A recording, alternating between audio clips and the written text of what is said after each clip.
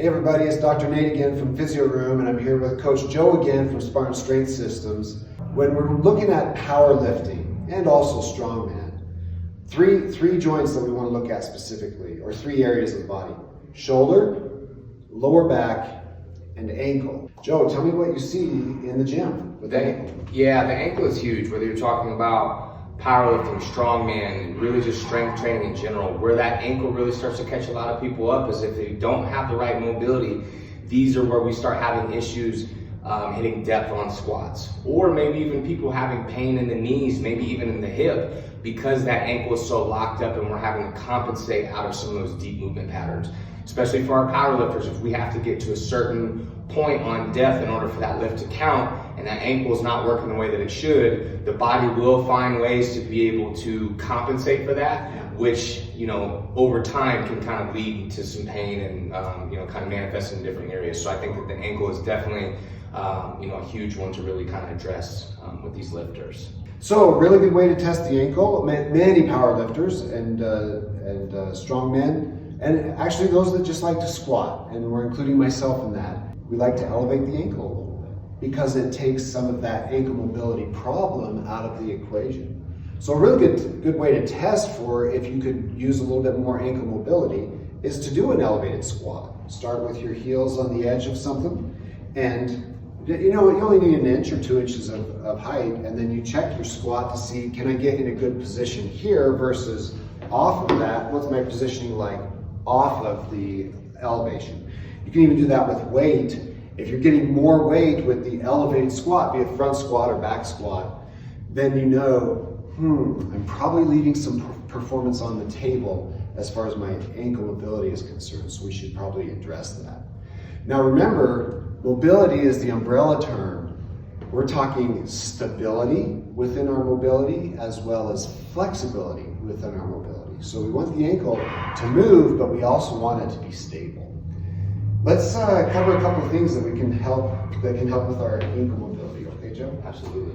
Probably the first one is an ankle distraction. And if you can imagine your ankle bone, the talus, it sits in between your tibia and your fibula like this. It's a mortise joint, and it should slide back and forth like this. For many people, it kind of gets almost like a penny in a doorstop, kind of stuck there.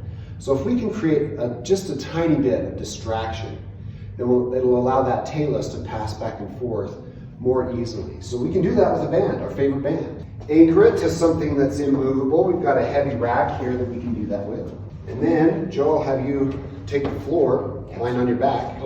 And what we're going to want to do is rest his heel in the band here. You don't want to be above the malleoli, the ankle bones here. You want to be below those, and then cross the band over the top, creating a little X there, again, below the ankle here, because we're trying to pull that talus away from the tibia and the fibula.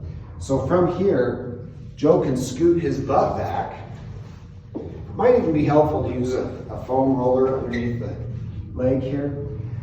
And he could just spend about 2 minutes there. You can sit there or lay there. Just let that eventually start to distract. And after a minute or two of that, then we can do some distraction with mobilization. So Joe can pull his toe up towards his head and then down and point it down as far as you can go. Nice and slow, 10 times like that. You don't want this to be fast. It's not just pump back and forth. It's nice and slow, about 2 or 3 seconds up and 2 or 3 seconds back. After we've done about 10 reps of that, now we can add a little bit of resistance, and this is where we're going to get a counter force as he goes into plantar flexion. So we place this band around the ball of his foot there in the front, and he can hold on to that. And now he's giving himself a little bit of resistance at the forefoot while we're still distracting the rear foot. And again, about 10 reps like that. After we've done those repetitions, we can look at holding the band and doing a little bit of eversion, inversion, and eversion of the ankle, so we get the side-to-side mobility as well. Cool. And after about 10 reps of that, that's a great place to start as far as getting a little more space in that joint. Once we've done that, then we want to load the ankle and do some mobility as well. So a great way to set that up, you can do it directly on the ground, but sometimes it's easier to elevate the ankle a little bit. So what we'll do is we'll have Joe place his foot up on this stool. So again, what we're looking at here is trying to get this bend below the ankle bones here. Because again, we don't want to be pulling on the tibia and the fibula. We want to be pulling at the area of the talus. Sometimes you can do this over the shoe. Sometimes it's even better if you can get within the tongue of your shoe, a little bit lower like that. Good, now from here, Joe can flex his ankle a little bit. This should not be uncomfortable. Well, discomfort's okay, but it shouldn't be downright painful, right? So yeah, you see him working into that flexion of the ankle. And really the best position for this is your squat position, where your knee is tracking over, or even better, slightly outside of your toes. And that's where you want to put your primary force. But you can also get in there and kind of play with it. Flex, maybe even come in a little bit. That's not the squat position you want, but that is mobilizing that ankle joint. Good. And you just play with that for about 2 minutes is what you're looking for. Each of these, you want the band on its distraction or producing that force for at least 2 minutes. And I guess we've been bad practitioners because we didn't test you prior and do it and then post-test. But let's start with an elevated squat there and see how you feel.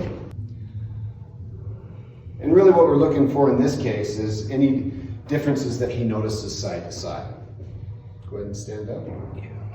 Definitely this right one is much looser. It's moving for you. Right. Let's step forward off of there and try your squat that way.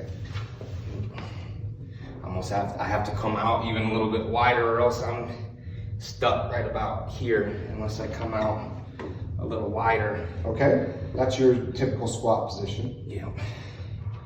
Yeah, so what we're looking for, test your ankle out, see how it moves. If you notice when you test with the elevation of the back heel that you're getting a little bit easier position, maybe you can lift a little more weight, try addressing the ankle with some of these techniques and see what happens for you. So, Dr. Nate, Physio Room? Great, guys. Definitely Joe Todd with Spartan Strength Systems. Get out there, let's work on those ankles and look to have better squats and better mobility as we're out there in the gym lifting and moving. Right on.